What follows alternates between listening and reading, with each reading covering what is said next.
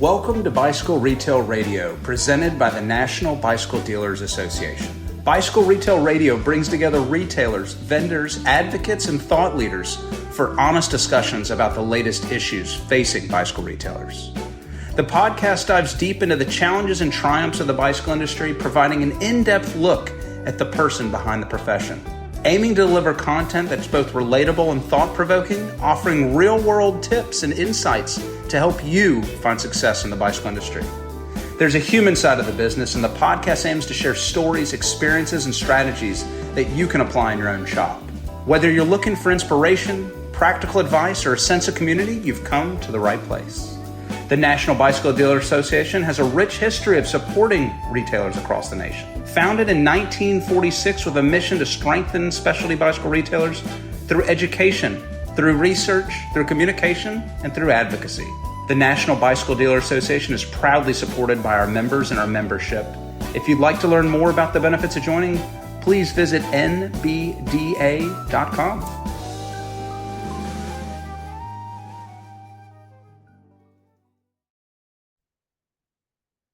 Well, thank you for listening. This is Heather Mason, NBDA President. My guest today is Brian Crowe, lead suspension technician at Conte's Bicycle. Conte's is a well-known retailer with multiple locations spanning the East Coast. This conversation with Brian highlights key points regarding their view and operations on suspension service, and my hope is to inspire other retailers by showcasing how Conte's implementation has impacted net profits in a positive direction and customer satisfaction. Enjoy. Brian, welcome to the podcast. Thanks for being here. Thank you so much for having me. It's such a delight to be here. Oh man, it's such an important conversation, suspension service. This is a conversation that I talk with retailers all the time about, opportunities for your service department.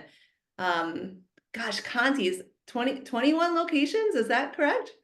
That's right. Yeah, we're spanning the East Coast from Lexington, Massachusetts, all the way to Fort Lauderdale, Florida, and a bunch of places in between. Holy moly, that's a lot. Like, I want to talk to you just about your role with the business. And I think we'll get into that, but let's just kind of open it up for our listeners. Listeners, we're talking about Conte's in-house suspension service. And if you're in the car right now or running or riding, which I hope you are, go ahead when you get home. I've linked in the show notes over to Conte's website so you can see what they have going on. Conte's does it well. You know, they're well known, kind of a leader in the industry, if you would. And Brian and I were fortunate to connect and chat about how Conte's has implemented suspension service in-house and how this has positively impacted their net profits and customer satisfaction. So Brian, I just want a big picture, where the inspiration come from? You know, what inspired Conte's to bring suspension service in-house, and, you know, kind of what benefits were you aiming to achieve? Well, I'd have to give credit for inspiration to someone that your listeners may be familiar with. His name is George Lee. He was the director of strategy and operations here for several years, and I approached him with an idea that I'd like to teach some clinics locally in the Washington D.C. market, which is where I work, and work with staff, train them on how to perform and sell basic suspension services. So we're talking about air sleeve services, fork lower services, the stuff that's not particularly tool intensive, but it certainly helps keep things running well. And it also gets people thinking about service intervals, how often they should have their equipment inspected, serviced, and gives us also just an opportunity to educate people. So George said he loved that idea, that he would love for me to do something like that, but also could I please start a suspension service department for the entire company while I was at it. So, you know, they made him director of strategy for a reason. And it was kind of refreshing just to have somebody sort of throw that challenge at my feet. And we just kind of started from there. Yeah, so I think I'm thinking back to when I had a shop, so we would always have to send the suspension work out of shop to have it done. And it was always, a turnaround time that we had to tell the customer, well, maybe this long, and Sure. thinking through bringing this in-house, I'm sure, but he just throws at you like, start this department, like, Yeah, well, I mean, it's something that I knew that he was interested in doing. I had heard him speak about it, and it's something that he implemented uh, in a previous role at another organization. So he knew the potential benefits for the riders and for obviously for the company as a whole. And no, not really a surprise that he sort of came back at me with that. But yeah, we hope to reduce the turnaround time in season whenever possible, but then also apply a lot of the communication tools that we're already using in our service departments to enhance the rider experience throughout the process. So as you were saying before, when you send a suspension to the factory or to a third party, sometimes it can take a while. I would say that, I mean, the industry's made pretty big strides in terms of raising the bar for decreasing downtime. Creating appointment dates or windows, and really trying to reduce the amount of time that people are without their bikes. But there's not really a substitute in terms of turnaround for being able to do it in house. Now, it's not with every service, and it takes a lot of planning and effort to be able to turn those kinds of jobs around quickly. But it certainly gives us the opportunity to earn people's trust and loyalty. And yeah, as you know, that's everything in this business. So for that reason, it was a really important way to obtain those things. yeah, I'm seeing this from like two points of view. First, let's Heather the rider. So this is like confession time. You might know I'm a huge mountain biker. I am so bad at suspension servicing. Like, I don't even know. No one tells me I need to have it done, and I don't have it done. Don't tell anyone, Sure. right? No. But if I brought it to a store, my relationship is with that shop. So if they said that they were going to send it out, I might be like, oh, but I brought it to you. I want you to do it, So Sure. that would make me feel good. But then I'm thinking on the other side of things, we might have some retailers listening that are like, what? You've asked me to increase my efficiency. You've asked me to increase turnaround time just in general. Now you're asking me to consider bringing suspension in-house. How do we even do that? So Brian, just, talking about this rider experience, the turnaround time and just communication, customer communication, how has this improved for Conti since you brought in-house suspension services in-house? Well, I would say, yeah, there have been a number of situations in which I feel like we were able to get things turned around a little bit faster than we would have otherwise. Um, and I think at the same time, we're, we're also able to communicate what's going on, where the suspension product is in the journey. So I mentioned that we have, 21 stores. So some of the stores are shipping the product to me. Some of the stores locally, 7 other locations, they're putting the product on a transfer vehicle that goes around daily in season. So I know that from most of our stores, it's a 1-day ship, 1-day ground ship. And there are, a handful of stores, Georgia and Florida, that are a 2-day ship on either end. But then you have the 7 locations in this market that are, 1 day away or an afternoon away, depending on timing and things like that. So, I mean, we still have considerations for transportation, for shipping and handling, and trying to factor those things in. But we have a little bit more control over that process as a whole. So, I can work with the stores to know exactly what day I'm going to be getting something in, and then I make all of my preparations to make sure that I have the basic parts and service kits that I need to try to turn that around quickly. I can message riders when their equipment arrives at our suspension service location. I can give them an ETA of when it will be back at the originating store, and then also have the ability to look in and see if that person has other services that are being performed to make sure, hey, these schedules or service are scheduled for you this day. So while the suspension is on its way back and we'll be there, wait to hear from the crew at your location to know when the bike is ready. So by the shop taking the suspension service in-house, it's really helped you just communicate with the customer and just ensure that customer experience is top of the line from start to finish. So there's no more like guessing, you're just more in control of the whole process. Absolutely. And in addition to that, I try to do my best to add value in the communication process whenever possible. So if there's, we use Hub Tiger as a service scheduling platform and service management platform. And so for those who aren't familiar, it allows us to text and to upload photos, upload video. We can send automated text messages when the status of work orders changes.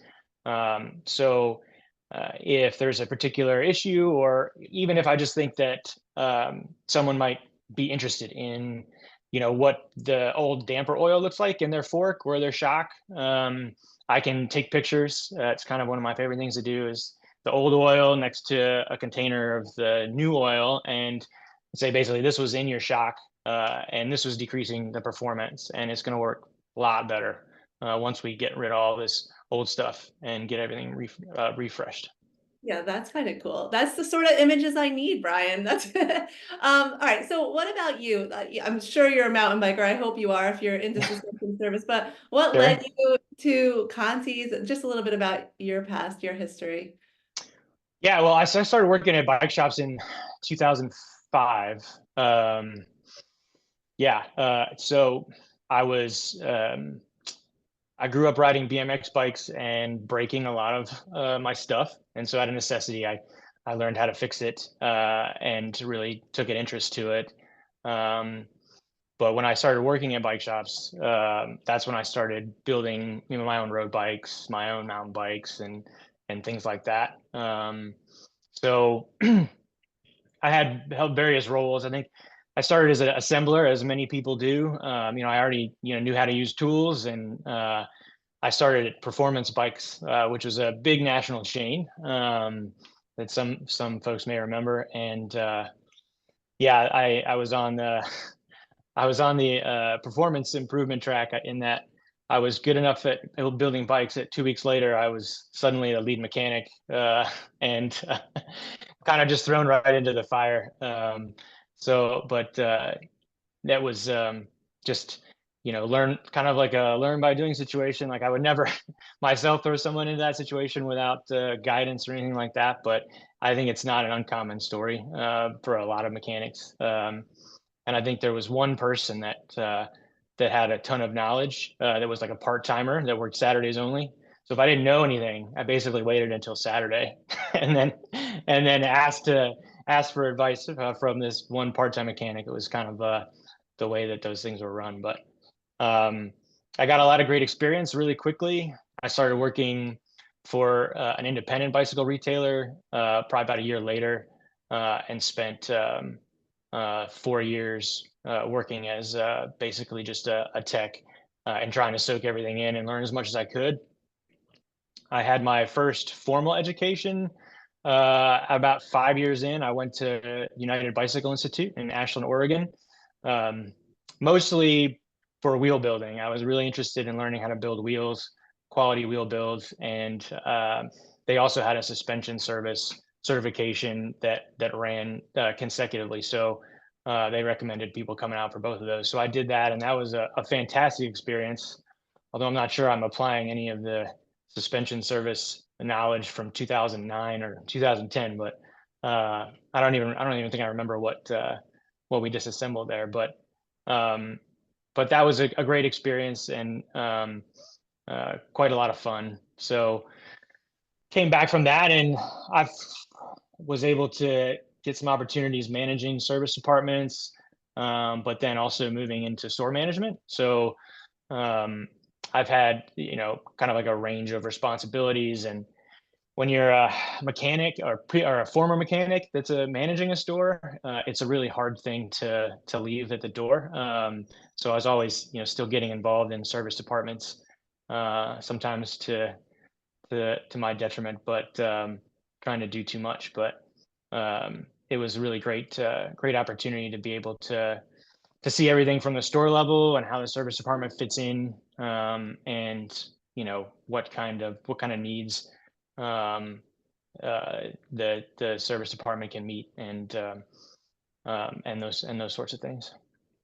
It is probably a fantastic experience to work with George Lee, and he's a friend of the MBDA, and he's the one who suggested that I reach out to you. He spoke very highly of his time with you at Conte's and really praised how you did implement this in-house suspension service. So I'd like to get into, maybe, Brian, if you don't mind, the nuts and bolts of how you did it, because I'm just imagining we have some retailers listening who maybe you're like, all right, I'm game, tell me more. But let's get into that, because I'm thinking of all the small parts, or all just those technical capacities that are needed to take on suspension in-house. So you're chatting with George. George is like, great idea, go ahead and implement an in-house suspension service program. Where'd you go from there? Did you high five? Okay. Yeah. Well, the first thing that I needed was information. So, I mean, I had mentioned my previous suspension service certification from 2009. Obviously, that wasn't I wasn't drawing on that. I had some other opportunities along the way to be sort of self-taught in terms of the basic suspension service, which I feel like, again, like lots of folks are, and there are many qualified mechanics that haven't had any kind of formal education. So you're sort of drawing on that. So I had a working knowledge of doing those basic services, and even a little bit more. In 2021, I started doing a handful of more comprehensive services at another local shop, and that was a great opportunity. So I had a little bit of background, and a desire to learn, for sure. So I just tried to get as much information as I could at that point, and of course the opportunity to work with George also affords you access to some of his connections, and which are many. So he was kind enough to connect me to a couple of folks inside the industry that had experience with this kind of thing, and I would get 20 or 30 minutes just to ask as many questions as I could and try to get some direction and figure out which way to go. And of course, I was encouraged to pursue additional training opportunities. So I tried to figure out what was out there, and the options basically were going back to UBI for like an updated suspension service course, or the Appalachian Bicycle Institute, which I found out about by basically just cold calling Fox Racing Shocks, and asking, hey, look, I want to learn how to work on your stuff. Where do I go? You know, and so they told me about the Appalachian Bicycle Institute, run by Jenny Callista in Brevard, North Carolina, Western North Carolina. So that put that on my radar, and and there were wait lists. So I waitlisted for ABI. I decided that that's the route that I wanted to go, and so sat on the wait list, and then just continued to gather information. I read and sort of poured over technical documents, and a lot of the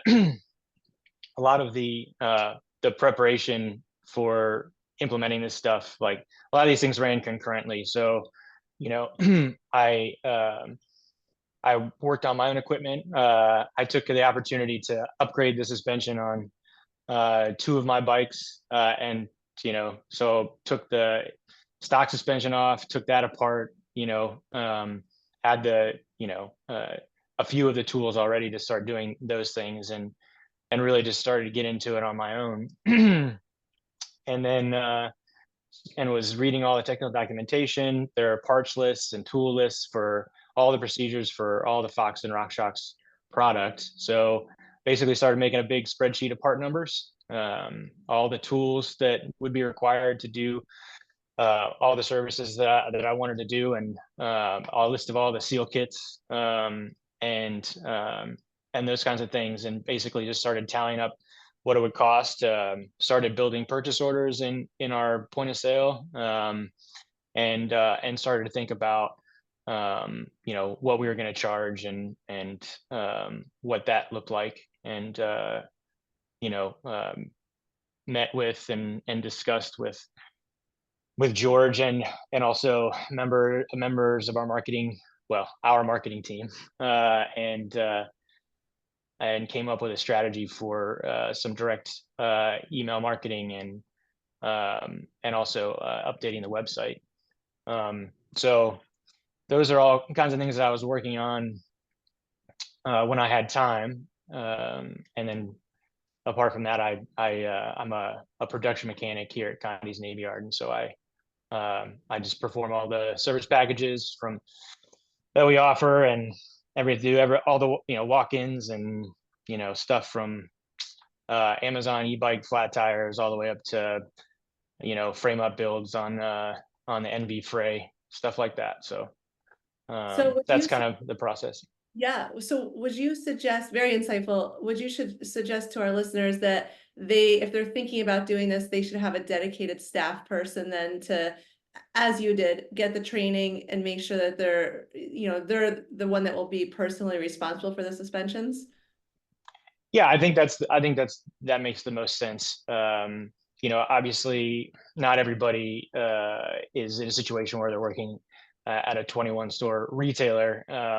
So I understand this is a unique situation, I think, obviously, but I think the approach will vary based on the size of the store and the market that you're in, and the demand. Yeah, but I definitely think that if you're going to try to go all in, so to speak, you would definitely want a single point person to be trained first, and then hopefully if the demand grows, and you can start to bring in other people for that kind of work.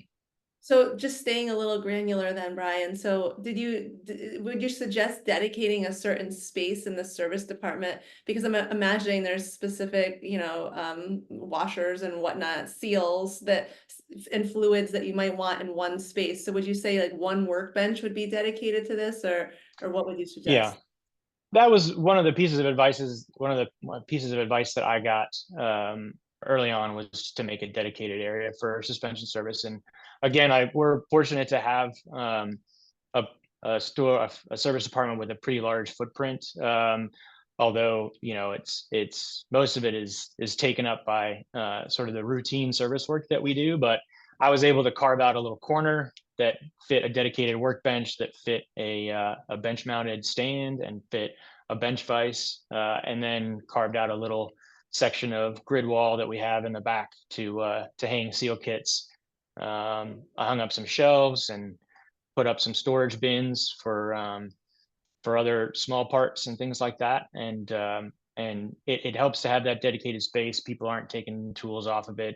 It's kept clean, which is important when you're dealing with suspension internals. You don't want any contaminants getting in there. It can really cause a lot of issues. So it has to be pretty pristine.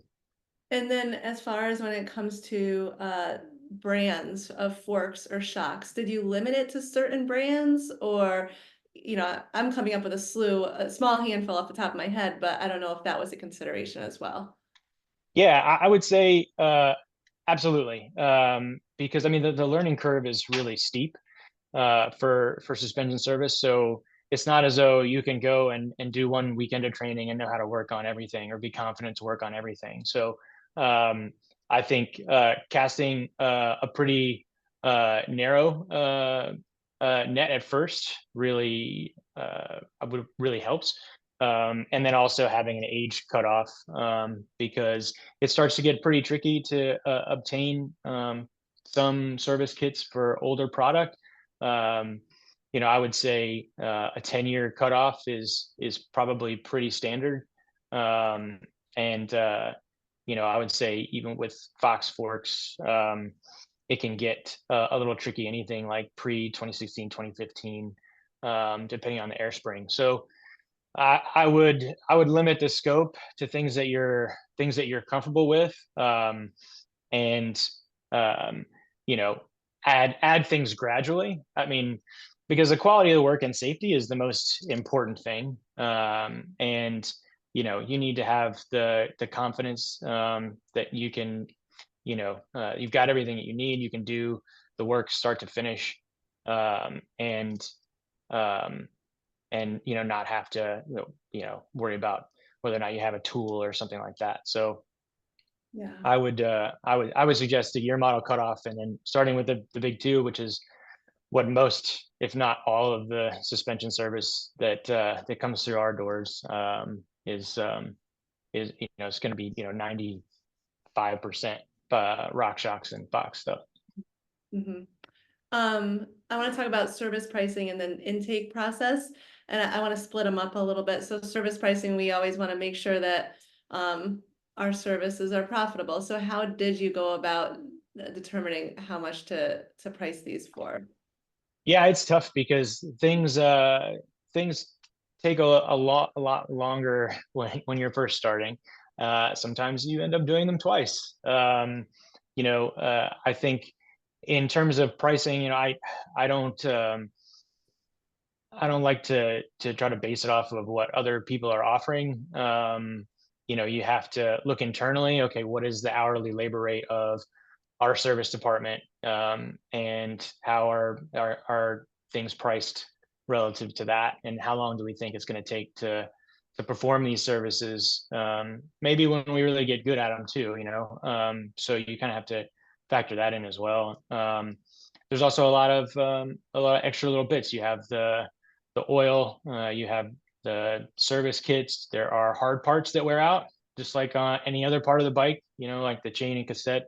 It's not intuitive to a lot of riders that wears out, but they do. And same with suspension products, the damper shafts and the bearing assemblies and the damper bodies, like those all are subject to wear, particularly if the service interval has been ignored. So some of those parts are going to be required. So we basically came up with what we thought was the easiest way to do it for staff and for riders, and that is try to come up with a single price for each service that included most of those things, not the hard parts, but the service kits, the fluids, the shipping and handling, the removal and the installation of the products, because our staff is still having to remove the stuff and send it to me.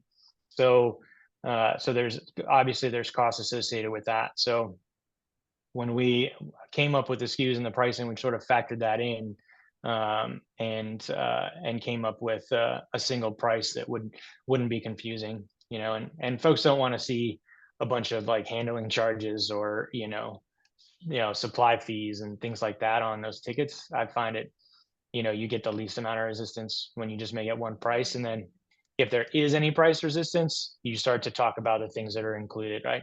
So yeah, we're going to remove it, and we're going to reinstall it, and we're going to readjust the brakes. We'll clean up your headset bearings. We'll check to make sure that the pivot bearings are running smooth. Like little things like that can again help to sort of add value and help people understand, okay, this is what's included in this service.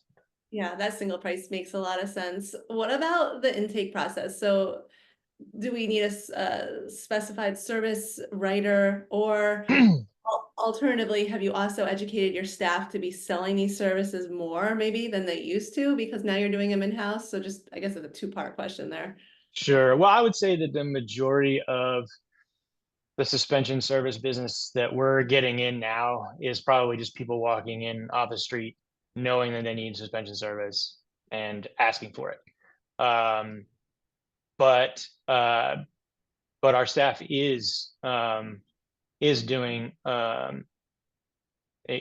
taking the time to explain to a lot of folks that the service is required and recommending it when they can. So I think that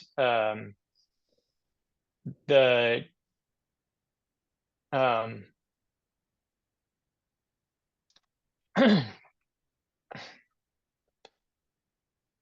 Is it a dedicated service writer that you need to have? sorry, yeah. So the service writers that we have in our stores for suspension service, so the service writers that are checking in the regular service as well. So when we started implementing the suspension service in-house, we did have some instruction, created a standard operating procedure for basically the nuts and bolts of how to check the service in, and gave guidance on that. But it's the same mechanics checking in the tune-ups are checking in the suspension service as well. That's smart that you made a standard operating procedure though, so everyone knew ahead of time, what Conti's way was and how it was supposed to be done. It seems like you really did a fantastic job putting this together. Should we talk about results then? I've heard, kind of off air when you and I were chatting, that it really has impacted the revenue and net profits. Without giving too much away, can you just talk about the results of bringing suspension in-house? Sure. Well, so right now, my time is split between suspension service and then regular production work. And we, through our scheduling software, we're basically able to open up, or close off days in someone's schedule, make their availability for scheduling appointments, bigger or smaller in terms of how much time that they might have to complete tasks in a given day. So with basically 2 to 3 days a week, depending on the week, devoted to the suspension service, this year we're probably on track to do, about 40% of what one of our smaller service departments would do in terms of labor dollars through suspension service. And there's all those other things that are kind of factored in to that overall price. So you have to sort of consider that too. So the margin is still going to be about 75% or so if everything is just lumped together. But our biggest goal moving forward is just going to be to increase that demand and start to fill up those days, because then you start to see, okay, with one person running this, we could be generating a similar amount of labor to a single service department. And that's, the implications of that are pretty huge. Brian, you mentioned that now you have customers coming in off the street looking to have suspension services done. Is that a shift? When you were previously not doing suspension in-house, did that happen, or do you feel like it's happening more often? I see even on the website there is a specific link to the suspension service where people can book online. Just talk through a little bit about what customer feedback has been like. Yeah, so we've definitely gotten more interest in it. When we first started the department I guess back last winter, there was an email promotion that went out, and we did get quite a lot of traction with that. And then I think there's definitely been, at least locally in this market, there's been a little bit of word of mouth spread also. So we've been fortunate to benefit from that. But the feedback has been good. There are definitely folks whose bikes that we service regularly that are really pleased to find out that we offer the services in-house, and it's something that they can schedule the same way that they might schedule a tune-up, or some sort of comprehensive service.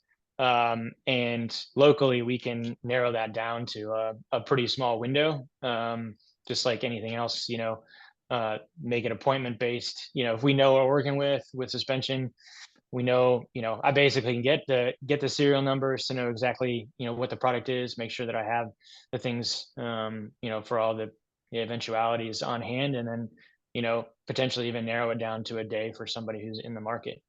Um, so that's a really satisfying thing.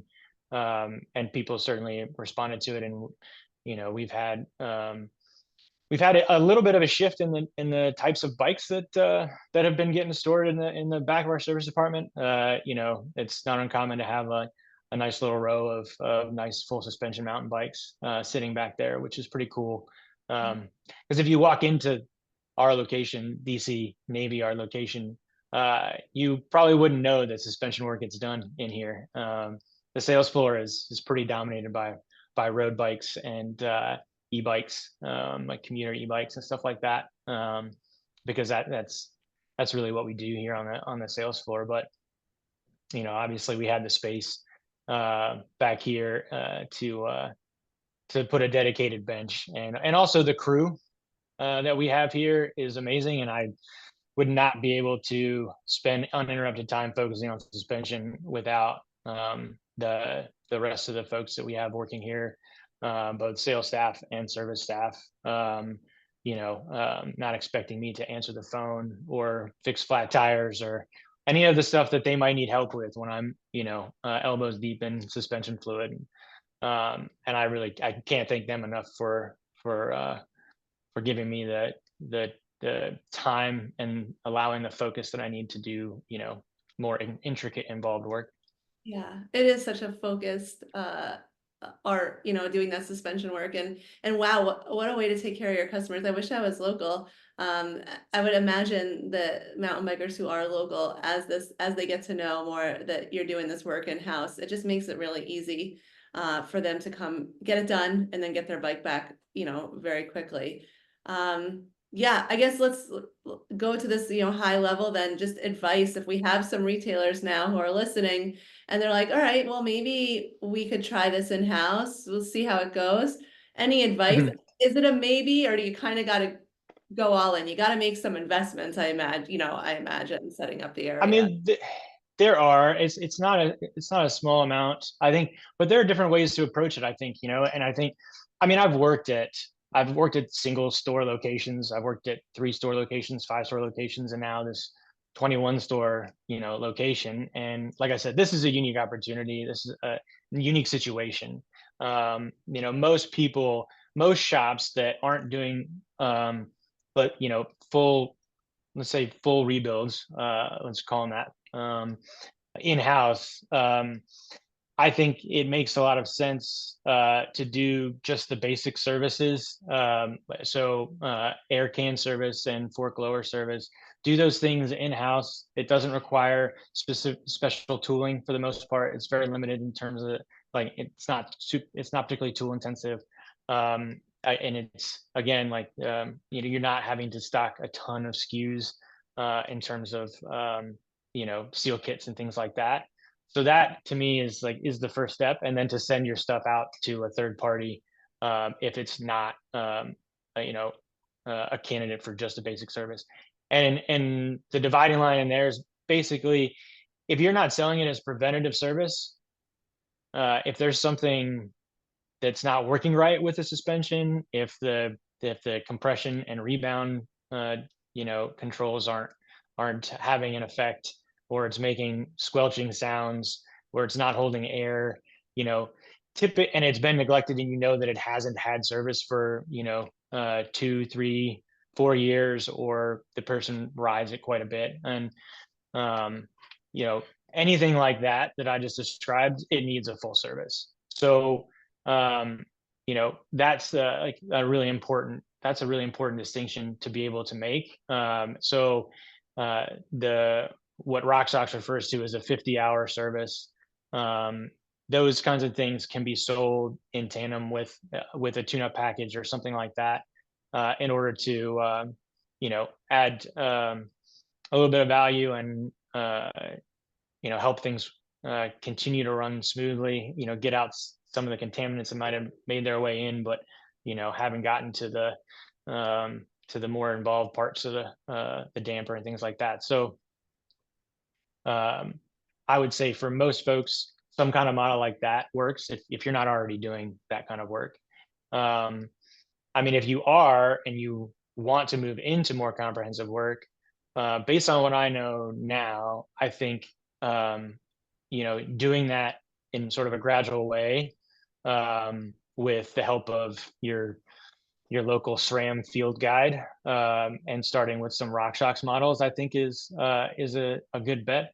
I've gotten really amazing support from some of the folks at SRAM, and it's given me a lot of confidence when working with their product to know that there are people that I can reach out to that that have my back if I if I get in too deep or something like that. So that would be my best recommendation. And if you're lucky enough to be in the northeastern part of the United States, you can reach out to Brian Benderbosch, who is the SRAM field guide for that region.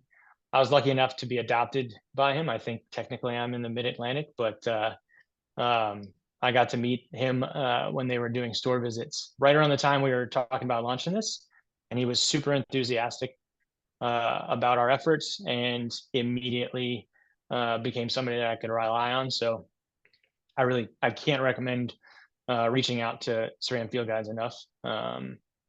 It's a really, really awesome service that they provide, and they're always a real pleasure to work with. So I would say if you're not doing any suspension service, and reach out to your field guide, get a clinic done, and start to get comfortable with the idea. That'd be probably my best piece of advice. No, it's super honest too, Brian. It's like some stuff maybe send out and some stuff do in house, but if you want to get into it, make sure you have a good plan, in place. Yeah. Is there anything? Oh, sorry, go ahead. I didn't mean to interrupt you. Well, I was just going to say, it also helps to take a look at what you're selling and what product you have on the floor, what stuff you've sold. You can run a report and through your POS and see what kind of bikes you've moved recently, and take a look at those different models. And there's some overlap in terms of the tools that are needed for different models. And I would say, like the RockShox, a lot of the RockShox stuff you can cover a range of models without too big of an investment. So that's a good place to start, as well as just full services on forks, and getting comfortable with servicing fork dampers, which is really the complicated part of the fork. But all the technical documentation is out there. But I think that training is really important, and getting formal training, if you haven't gotten any and you want to get into it, is extremely helpful, because technique is such an important part of this work, and it's quite frankly pretty easy to screw up, and that's where the excuse me, the time that I spent at UBI was helpful, but also Appalachian Bicycle Institute, learning proper shaft clamp techniques, getting practice and having somebody show me how to get the tiniest seals out of the smallest places, and learning tricks that, I mean, some of them aren't even in the instructions. So the technical documentation, like for instance, with Fox DPS shocks, nowhere in the instructions does it tell you to replace. There's a tiny seal on the end of the valve assembly, where air can leak, but that seal is included in the damper seal kit for that shock, and I wouldn't have known if I hadn't gone to that class. And then and also particular trick for getting like the plastic Delrin ball that keeps people from tampering with nitrogen fill port on those shocks as well. I've seen YouTube videos where people are picking at those things and can't get them out, and drilling them out with tiny drill bits, all of which are huge scratch hazards. And when I was at ABI, Jenny showed us all you got to do is heat up the end of a pick with a torch and stick that thing into the plastic, wait for it to cool, and then just pop it out. So little things like that that aren't going to occur to you, and that save you quite a lot of time and headaches. So yeah, that time for me was invaluable. So I can't recommend ABI enough, for sure. Yeah, those little tricks, I'm sure, 100%. And I like how you mentioned using your data to see what you've sold and use that as a guide for what you might want to service. Also, it had me thinking just about the data. Are you noticing, since you implemented this, that your suspension services have increased? I'm just thinking of retailers who maybe aren't mentioning suspension services in their conversations when people bring their bikes in, or even listing a service menu. We should be doing that because there's an opportunity right there, right? Yeah. Absolutely. I mean, it's tough. I mean, it's easier said than done to push the suspension service and get people to do it. I mean, you're in a lot of cases asking somebody for, to invest, another $300, $400, $500, into their bike, on top of a service that they might already be getting.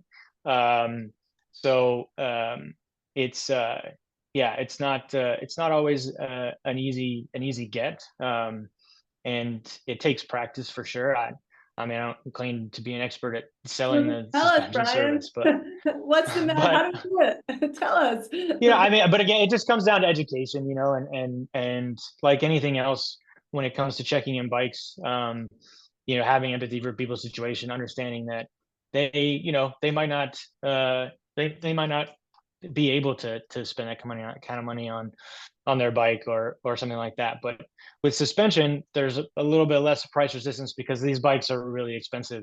And if you want to take care of your investment, you got to fork over a little bit of cash. But it can be a delicate process, and I think if you come at it from a standpoint of just trying to listen and educate, then you start to gain people's trust, and then the yeses start to come. But it doesn't always happen right away. So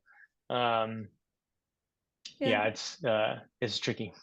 Yeah, I'm like, it has to be so easy. I don't know. If you showed me the oil, like the clean and the not, and the dirty, that might help me. I don't know, but yeah, I'm hearing you.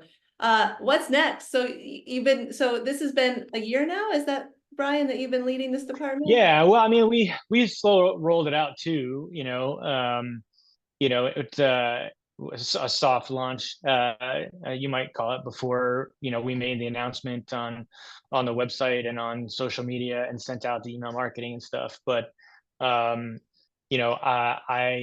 attended ABI in it was July of 23. So a little bit over a year ago.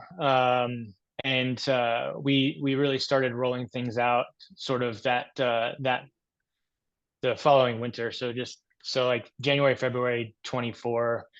So it's hasn't quite been a year of the full thing, but I mean, I was gradually doing more and more services, and again, like it's a process like anything else. I mean, it's like I said, it's not as though you go to a weekend of training and all of a sudden you can do it all.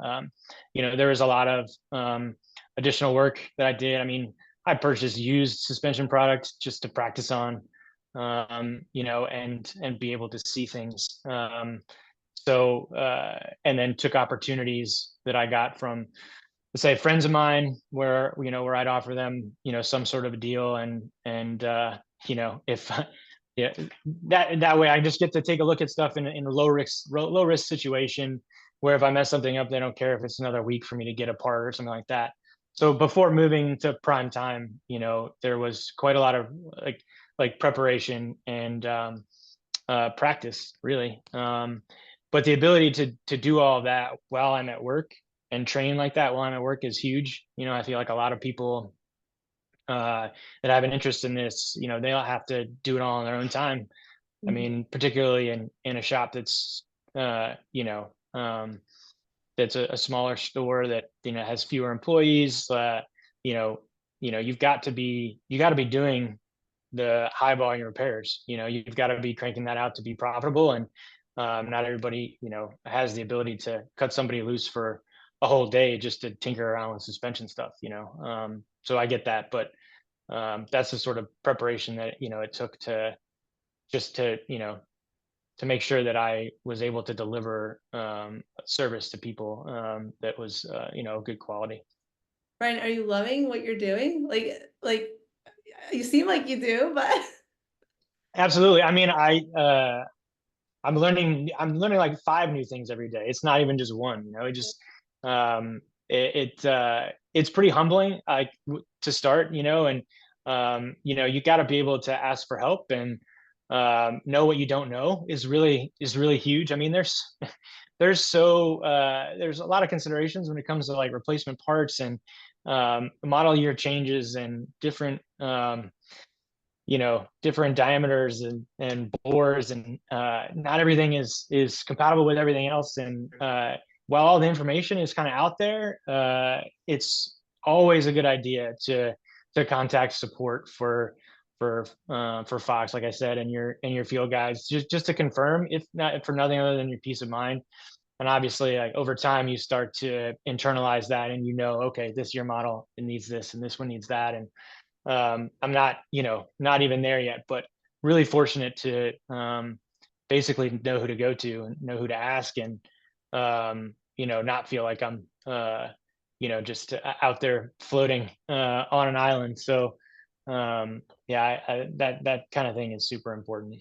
But I do enjoy it. To your question, it's super interesting, and I've been able to get to talk to a lot of people, and make some connections that have been pretty helpful in terms of being able to get work done.